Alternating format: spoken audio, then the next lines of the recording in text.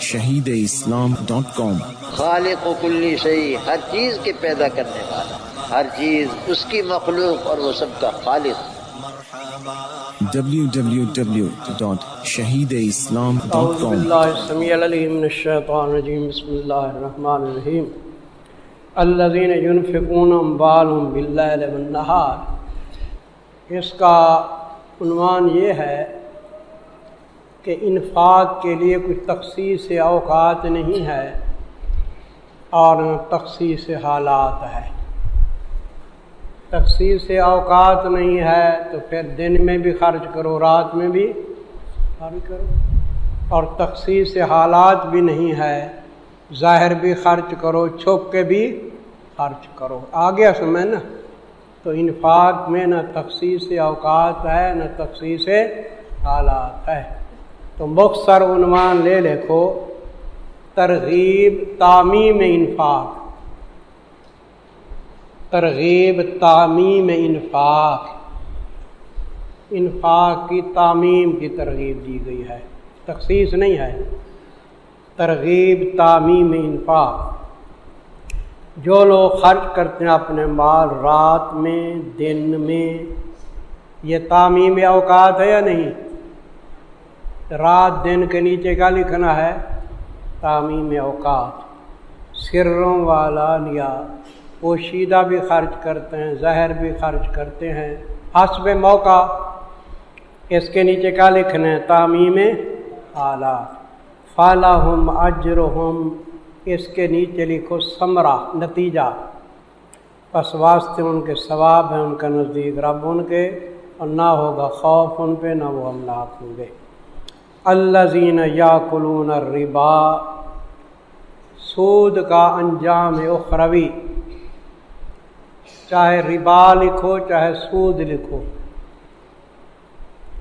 انفاق میں مال دینا ہوتا ہے، سود میں کیا ہوتا ہے جی؟ مال کھانا ہوتا ہے۔ سمجھے جی؟ یہ آج کل جو بینک نکلے ہوئے ہیں نا اسلامی بینک کے نام سے، ان کی جا کے صحیح معنی کھود پرید کرو، ان کے ملازمین سے حالات لو تو بتاتے ہیں یہ بھی سود ہے، کوئی مضاربہ شضابہ نہیں کرتے، بس فراڈ ہی فراڈ ہے۔ ایسے میں خیال کرو، ایسے میں کسی چکر میں نہ آنا۔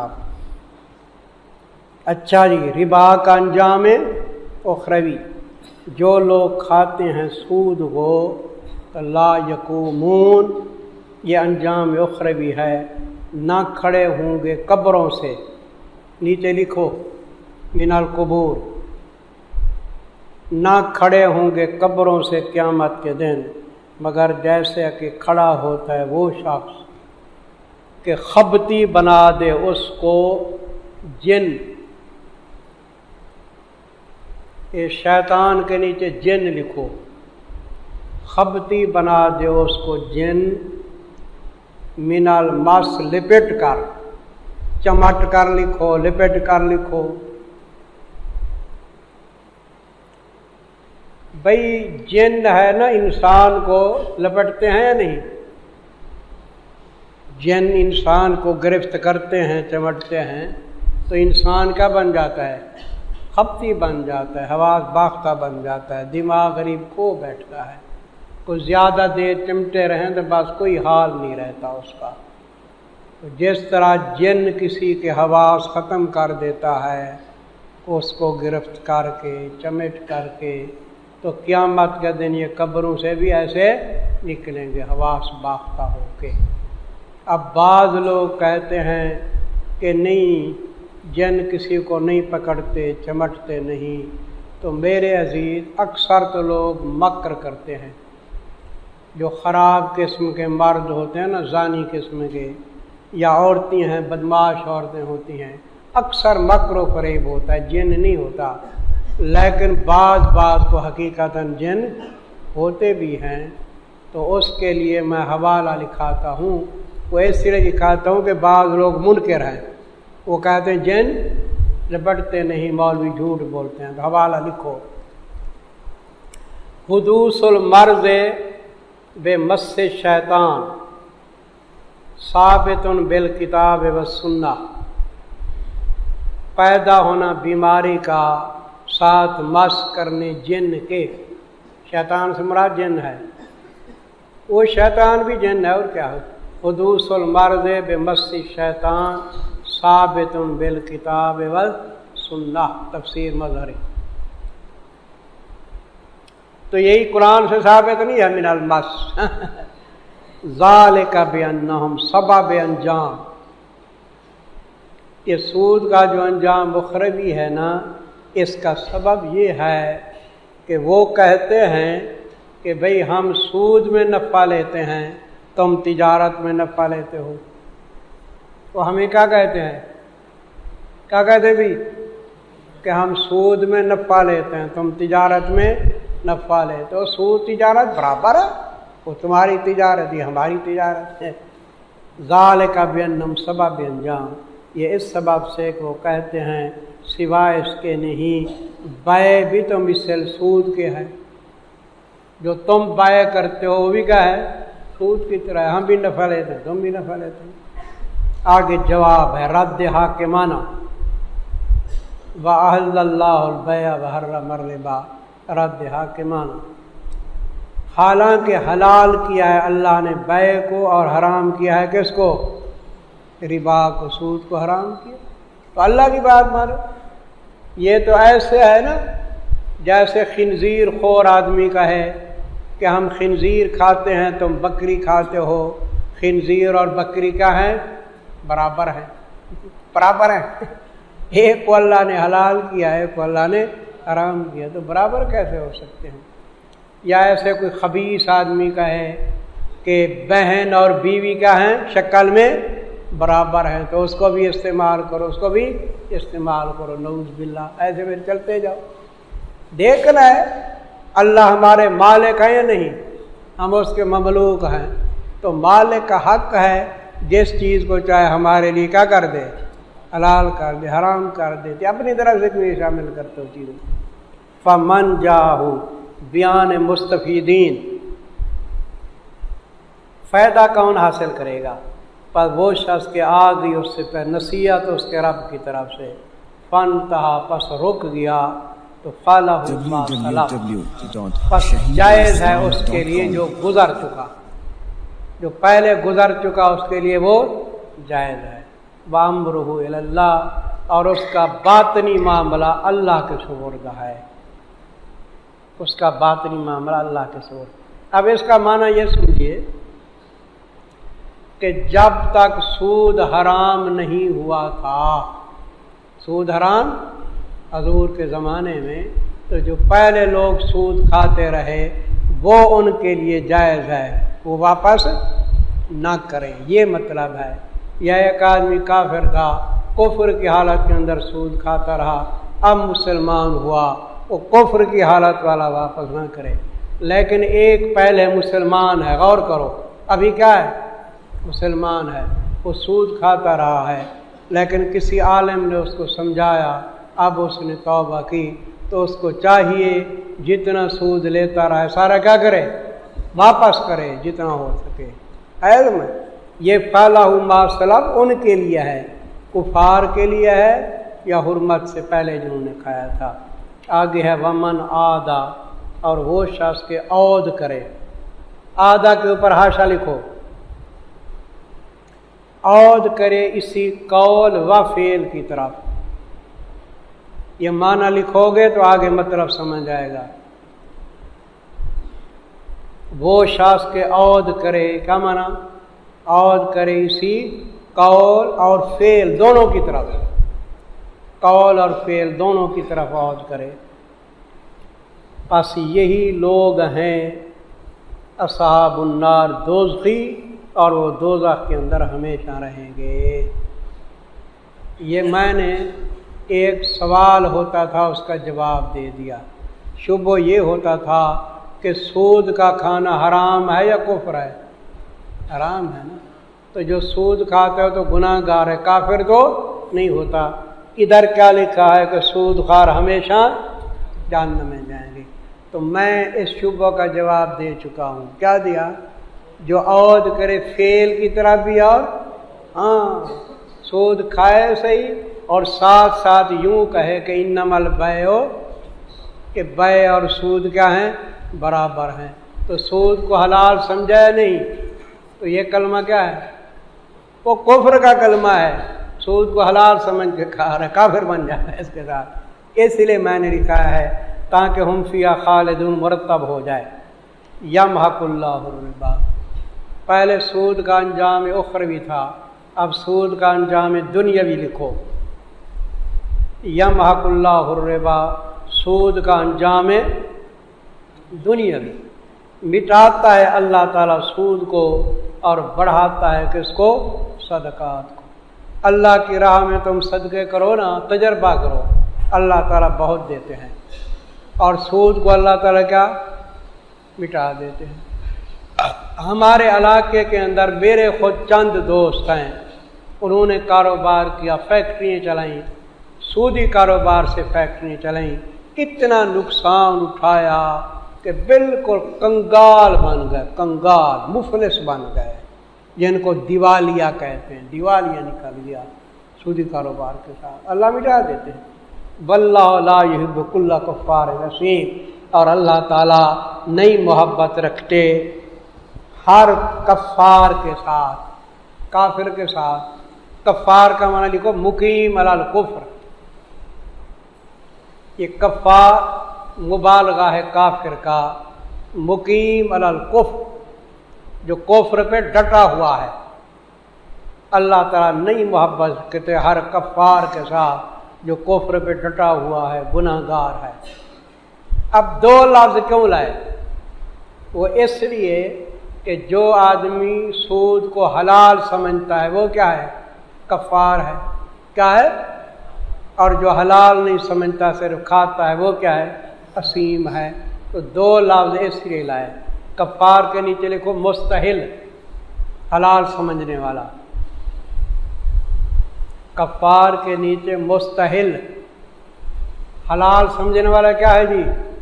کفار ہے، اور اسیم کے نیچے لکھو مرتکب، صرف کھانے والا گناہ گار ہے۔ میرے محترم، کفار کے انجام کے بعد اب مومنین کے لیے بشارت ہے۔ ان الذین آمنوا، بشارت، بے شک جو لوگ ایمان لائے، ان عقائد ان کے درست، وعملوا الصالحات، اعمال درست، واقاموا الصلاۃ، خصوصاً اعمال میں سے قائم کرتے رہے، نماز کو، دیتے رہے زکوٰۃ کو، سود نہیں کھایا بلکہ زکوٰۃ دی، لہم اجرہم ثمرہ، ان کا ثمرہ یہ ہے، ان کے لیے ان کا ثواب ہے عند ربہم، اور نہ خوف ہوگا ان پہ نہ غمناک ہوں گے۔ یا ایھا الذین آمنوا، تنبیہ مومنین،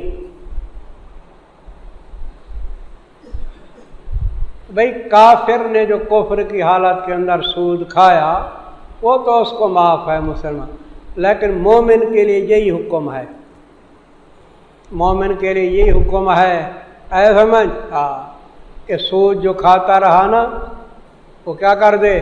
واپس کر دے، اور بقایا سود اگر کسی کے پاس کھڑا ہے تو وہی کیا کر دے؟ معاف کر دے۔ اے ایمان باؤ، ڈرو اللہ سے اور چھوڑ دو جو باقی ہے سود سے اگر ہو تو مومن۔ نبی کریم صلی اللہ علیہ وسلم نے اعلان کیا کہ میرا چچا عباس سود کھاتا تھا، اب اس کا سود جو بقایا ہے سارا میں ختم کرتا ہوں۔ حضرت نے اعلان کر دیا میں ختم کرتا ہوں، سود نہیں لیں گے ہم، اپنے چچے کا ختم ہے، کوئی نہ دے اس کو۔ اس پہ مجھے ایک بات یاد آ گئی،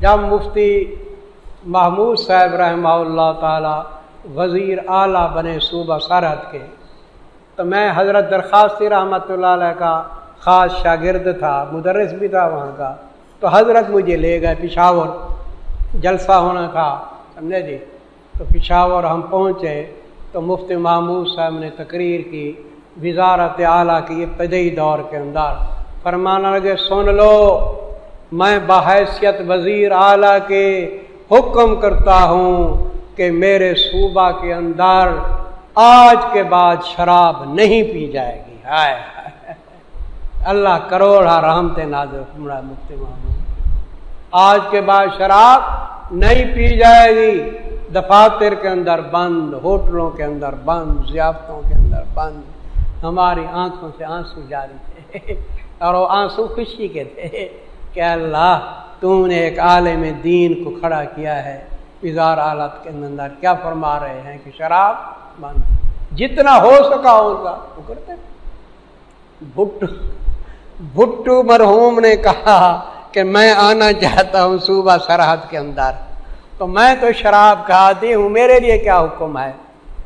حضرت نے فرمایا دیکھو بھئی، کہ اونٹ پانی پیتا ہے اور اس کی اوجھی کے اندر پانی 3 دن تک جمع رہتا ہے، اس کو پیاس نہیں لگتی، تو اونٹ بن جا، سمجھا؟ ادھر سے پنجاب سے پھر اتنی شراب پی گیا کہ اونٹ کی طرح اندر جمع رہ جائے، صبح سرحد میں تو کوئی اجازت نہیں ہوگی شراب پینے کی۔ مفتی بابو تیری جواب بھی بہترین دیتے تھے۔ اچھا جی، اور چھوڑ دو جو باقی ہے سود، ان کنتم مومنین، اگر ہو تم کیا جی مومن۔ فَإِن لَّمْ تَفْعَلُوا تخویف دنیاوی، اور اگر تم نے سود کا کاروبار نہ چھوڑا تو یاد رکھنا اللہ اور اللہ کے رسول کی طرف سے اعلان جنگ ہے۔ سود خوروں کے لیے کیا ہے؟ اعلان جنگ ہے۔ فَإِن لَّمْ تَفْعَلُوا، پس اگر نہ کیا تم نے، رکے نہیں سود سے، فَأَذَنُوا، پس اعلان سن لو، ہر بن بڑی جنگ کا۔ یہ نکرہ برائے کیا ہے جی؟ تنکیر برائے تعظیم ہے۔ پس اعلان سن لو بڑی جنگ کا اللہ اور اس کے رسول کی طرف سے، اور اگر توبہ کر لو تو اچھی بات ہے، پس واسطے تمہارے اصل اموال ہوں گے۔ راس المال اس کو کہتے ہیں، اصل سرمایہ کو کیا کہتے ہیں؟ راس المال۔ ہاں، راس المال واپس لو، سود نہ لو۔ لا تظلمون ولا تظلمون، اس قانون کے بعد نہ تم ظلم کرو گے کسی پہ، اے سود کھاؤ، اور نہ تم پہ ظلم کیا جائے گا۔ تم پہ ظلم کیسے؟ کہ تمہارا راس المال بھی کھا جائیں لوگ، ایسے نہیں ہوگا۔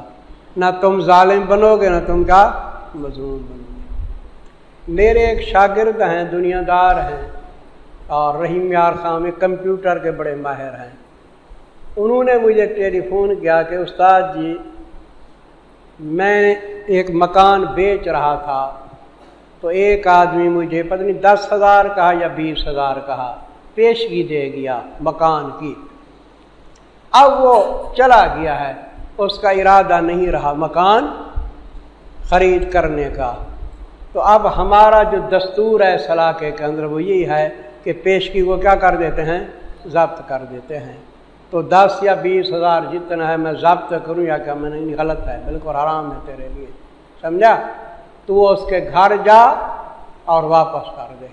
وہ جی گھر چلا گیا، کنڈی کھڑکائی، وہ باہر نکلا، شرمسار ہو کے نکلا، کیونکہ غلطی تھی نا اس کی، پھر گیا سے۔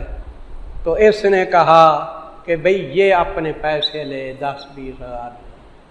اب اس کا منہ دیکھے کہ وہ یہ کیا، ہمارا تو دستور ہی نہیں پیشگی واپس کرنا، الٹا میں تو مجرم تھا، آواز سے پھر گیا تھا اپنا تجارت سے، قصور بھی میرا پیسے۔ اس نے کہا بھی میرے استاد رہتے ہیں ظاہر پیر میں، انہوں نے مجھے حکم کیا کہ پیسے گھر پہنچ۔ ہاں، ایسے استاد کی تو زیارت کرنی چاہیے، پیسے بھی گھر پہنچا دیتا ہے۔ اسی طرح ایک اور مسئلہ بنا، یہ تو 10-20,000 کا، وہ 20 لاکھ کا تھا۔ کتنی؟ تو الحمدللہ وہ بھی ہمارے ذریعے واپس۔ 20 لاکھ جی کون واپس کرتا ہے؟ لیکن اللہ کا کرم ہے، نیت صحیح ہو نا، اللہ تعالیٰ کرم فرماتے ہیں۔ وَإِنْ كَانَ ذُو عُسْرَةٍ، اچھا جی، وجوب امہال مفلس، مفلس کو مہلت دو، یہ واجب ہے۔ وجوب امہال مفلس، جو تنگ دست ہو نا، مفلس ہو، تو اس کو کیا دینی چاہیے؟ مہلت دینی چاہیے، یا یہ واجب ہے، ضروری ہے۔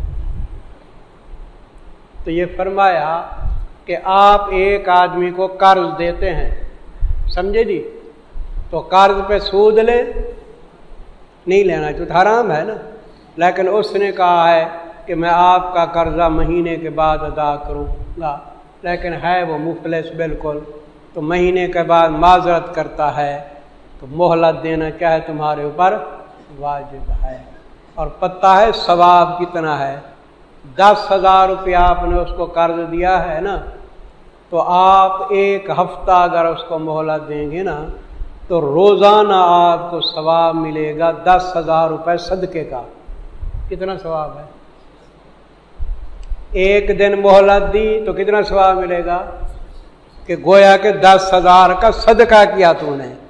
2 دن مہلت دی تو کتنا ثواب ملے گا؟ 20,000 روپے صدقے کا۔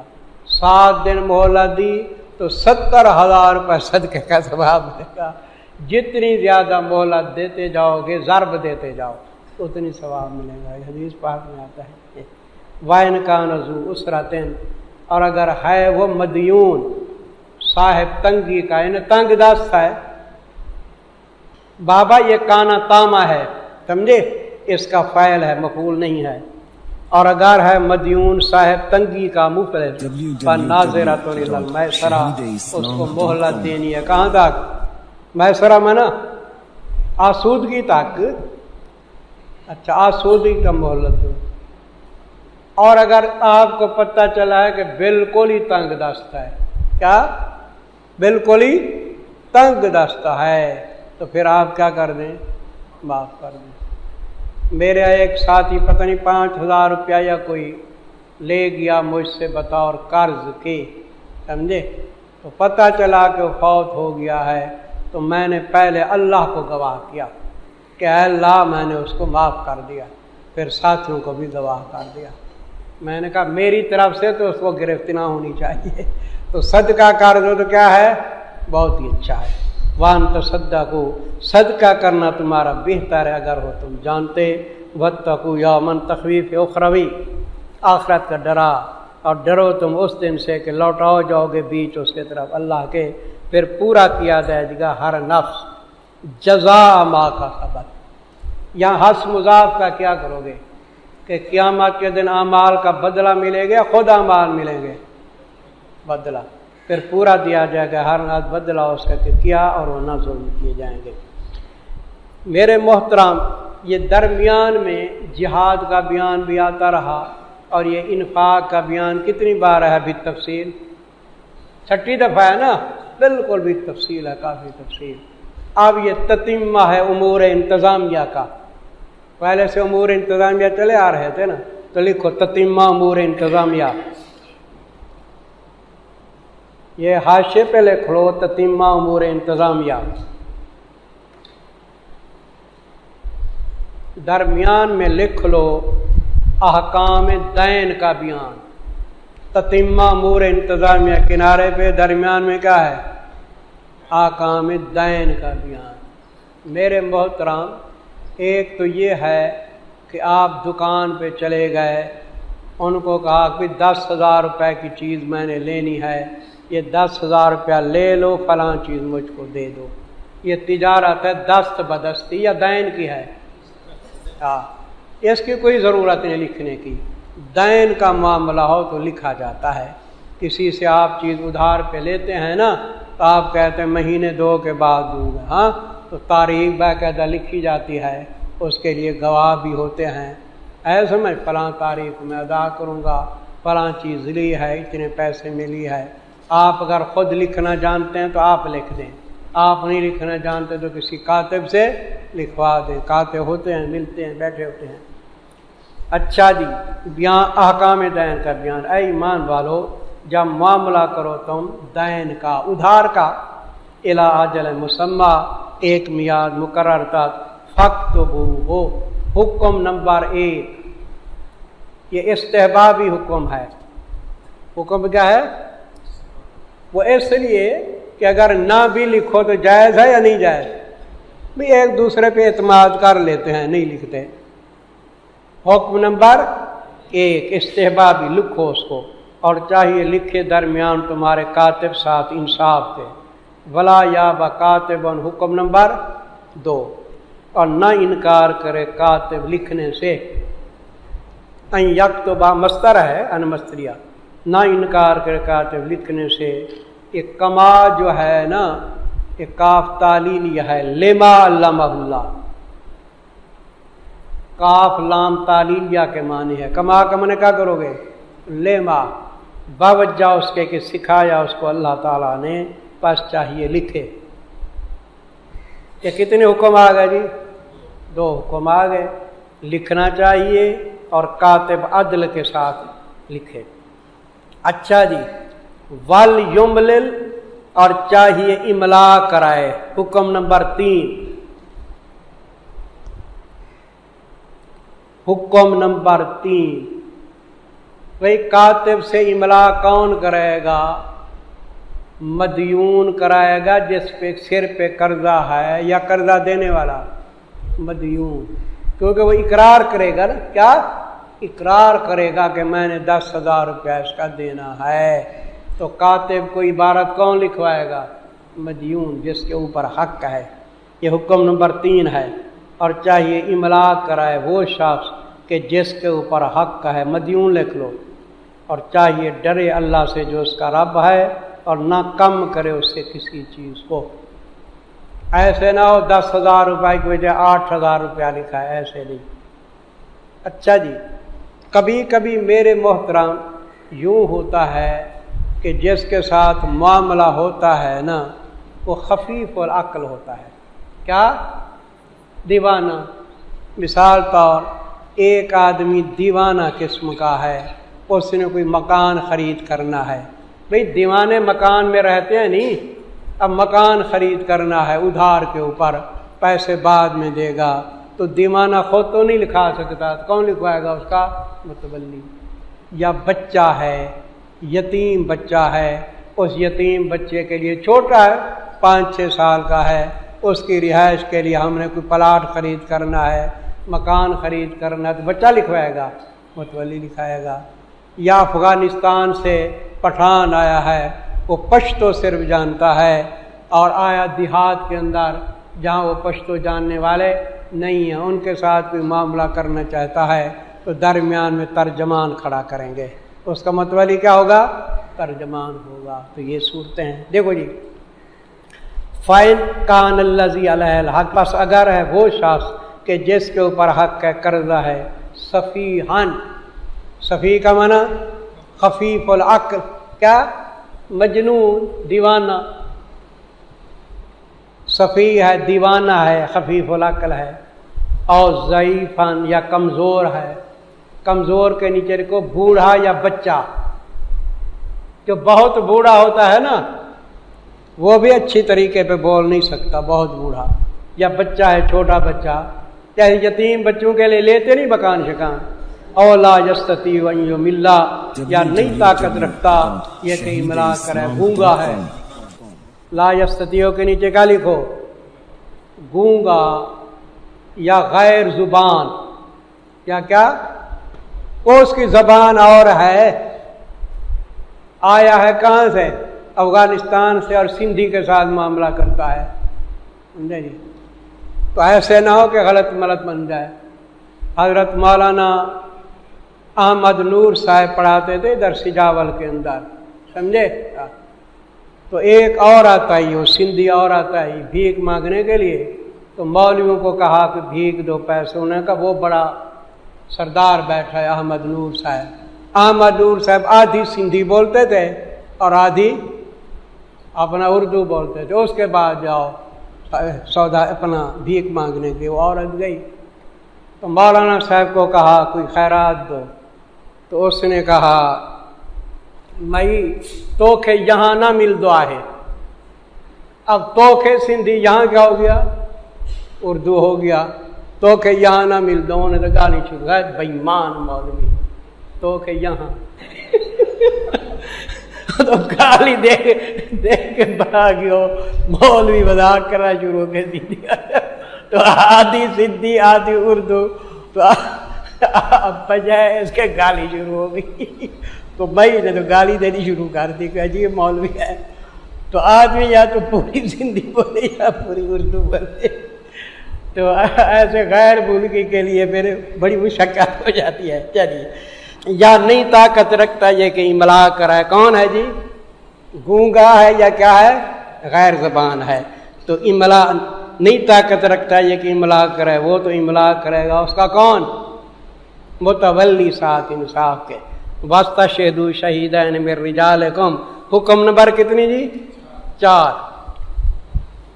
और गवाह भी करो, गवाह बनो 2 गवाह अपने मर्दों में से। फ़इल्लम यकूना रजुलैन, बस अगर ना हूँ 2 मर्द तो 1 मर्द और 2।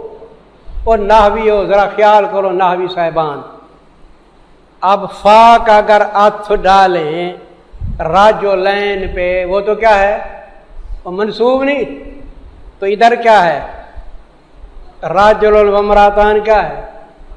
मरफू है। राजुलैन क्या है? मंसूब है। और अर्थ डालो तो मानी गलत बनता है, लिहाजा यूं माना करो फल युस्तशहद, यहाँ इबारत मुकद्दर है। अगर ना हूं 2 मर्द, फल युस्तशहद राजुलन, पास चाहिए गवाह बनाया जाए। तो राजुलन नए फैल किसका बनेगा? फल युस्तशहद का बनेगा। मैं चूंकि नाहवी हूँ, नाहव काफ़ी अरसा मैंने पढ़ाया है, अब तो नहीं पढ़ाता, मैं बड़ी किताबें पढ़ाता हूँ, तो इसलिए कुरान के मुताले में मुझे बड़ा फिक्र होता है नाहव का, समझे। फल युस्तशहद उसका नए फैल है, पास चाहिए गवाह बनाया जाए 1 मर्द और 2 औरतें। उससे कि पसंद करते हो तुम किससे? गवाहों से। बाकी रहा कि 2 औरतें क्यों कही गई हैं 1 मर्द की जगह? 1 मर्द की जगह 1 औरत तो 2 हो नहीं जाते, लेकिन 1 मर्द की बजाय कितनी हैं? 2 औरतें। वो इसलिए कि औरतों के बारे में कहा गया है कि मर्दों की निस्बत ये ना के साथ अक्ल है, क्या? इसलिए 1 की बजाय कितनी? 2 हैं। और दूसरा ये है कि मर्दों को तो मर्द याद दिलाते रहते हैं, औरत 1 हो तो उसको कौन याद दिलाएगा? इसलिए दूसरी औरत होनी चाहिए ताकि वो भूल जाए तो उसको याद दिलाए। अंतजिल्ला हिकमत ताद्दुद निसा, हिकमत ताद्दुद निसा, ये अंतजिल्ला से पहले लाम मुकद्दर है, बवजह इसके कि भूल जाए उन 2 औरतों में से 1, तो याद दिलाएगी 1 उनकी दूसरे को, 1 दूसरे को याद दिलाएगी औरतें। वला या बशुहदा, हुक्म नंबर कितनी जी? 5। और ना इनकार करें गवाह इज़ा मा दुऊ, जबकि बुलाए जाएं, इनकार नहीं करना चाहिए उनको। हुक्म नंबर 5 लिखा है वला तसामू, अब ततीमा है ये, ततीमा हुक्म अव्वल। पहला हुक्म क्या था कि जब मामला करो तो क्या करना चाहिए? फक्तबू लिखना चाहिए ना, उस पहले हुक्म का ततीमा है, ततीमा हुक्म अव्वल। और ना उकताओ तुम, तसमु का मना ना उकताओ तुम, इससे कि लिखो उस मामले को, चाहे वो छोटा मामला हो दैन का या क्या हो बड़ा हो, इला अजल, अपनी मियाद तक। ज़ालिकुम अक़सतु इंदल्लाह, किताबत के फ़वाइद, किताबत के फ़वाइद। अक़सतु इंदल्लाह, फ़ायदा नंबर 1, ये लिखना जो है ना अक़सतु इंदल्लाह है, इंसाफ को ज़्यादा कायम रखने वाला। अक़सतु इंदल्लाह का माना इंसाफ को ज़्यादा कायम रखने वाला है। भाई कल को गड़बड़ हो जाए ना तो लिखा हुआ दिखाएंगे नहीं, और अगर लिखा हुआ ना हो तो आपस में क्या हो जाता है? गलत फहमी हो जाती है, एक ज़्यादा कहेगा दूसरा कम कहेगा। ये लिखना जो है इंसाफ को ज़्यादा कायम रखने वाला है कि एक दूसरे के पास हक नहीं रहेगा। वाक़वा मौली शहादा, फ़ायदा नंबर 2, और शहादत को ज़्यादा मजबूत करने वाला है।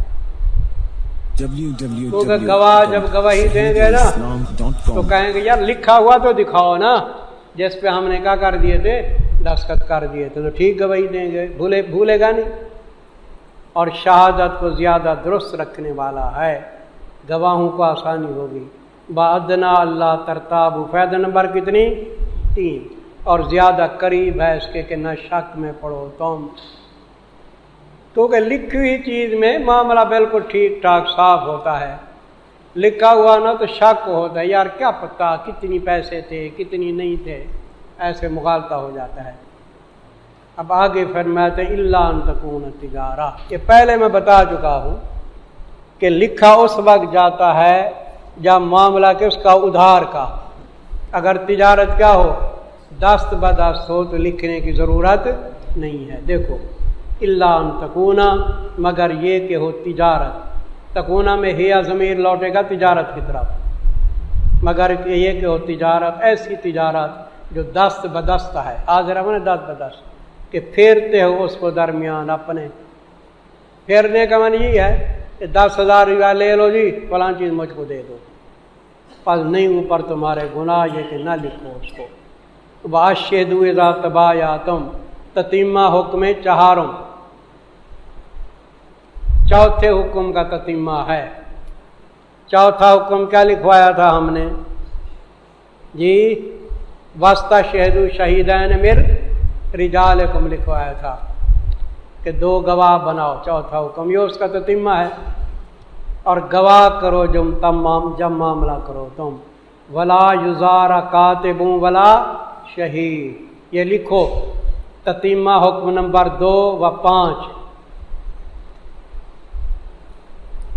تتیمہ حکم نمبر 2 و 5۔ حکم نمبر 2 یہ تھا کہ ولا یاب کاتب ان یکتبا، اور حکم نمبر 5 یہ تھا ولا یاب شہداء، نہ کاتب کتابت سے انکار کرے نہ گواہ گواہی سے کیا کریں؟ انکار کریں۔ وہ 2 تھا، یہ 5، ان دونوں کا تتیمہ۔ تتیمہ حکم نمبر 2 و 5، اور نہ نقصان دیا جائے کاتب کو اور نہ کس کو جی؟ گواہ کو۔ کاتب کو کیسے نقصان دو؟ اس کو کہو کہ زیادہ پیسے لکھو، اور گواہ کو بھی نقصان نہ دو، اس کو کہو کہ ہماری طرف سے زیادہ گواہی دے دے پیسے کی۔ وَإِن تَفْعَلُوا، اور اگر کیا تم نے نا، فَإِنَّهُ فُسُوقٌ بِكُمْ، یہ گناہ ہے، اور ڈرتے رہو اللہ سے، اور سکھاتے ہیں تم کو اللہ تعالیٰ احکام مفیدہ، واللہ بكل شيء علیم۔ shahideislam.com، اس ویب سائٹ پر آپ سن سکتے ہیں شہید اسلام مولانا محمد یوسف لدھیانوی رحمہ اللہ کی آواز میں درس قرآن، درس حدیث اور اصلاحی مواعظ۔ خالق و کلی شیء، ہر چیز کے پیدا کرنے والا، ہر چیز اس کی مخلوق اور وہ سب کا خالق۔ جبکہ شہید اسلام کی تصانیف آن لائن پڑھ بھی سکتے ہیں۔ اس کے علاوہ اس ویب سائٹ پر آپ سن سکتے ہیں ممتاز علماء کرام کے اصلاحی بیانات۔ یا صاحب الجمال و یا سید البشر من وجهك المنیر لقد نور القمر۔ www.shahideislam.com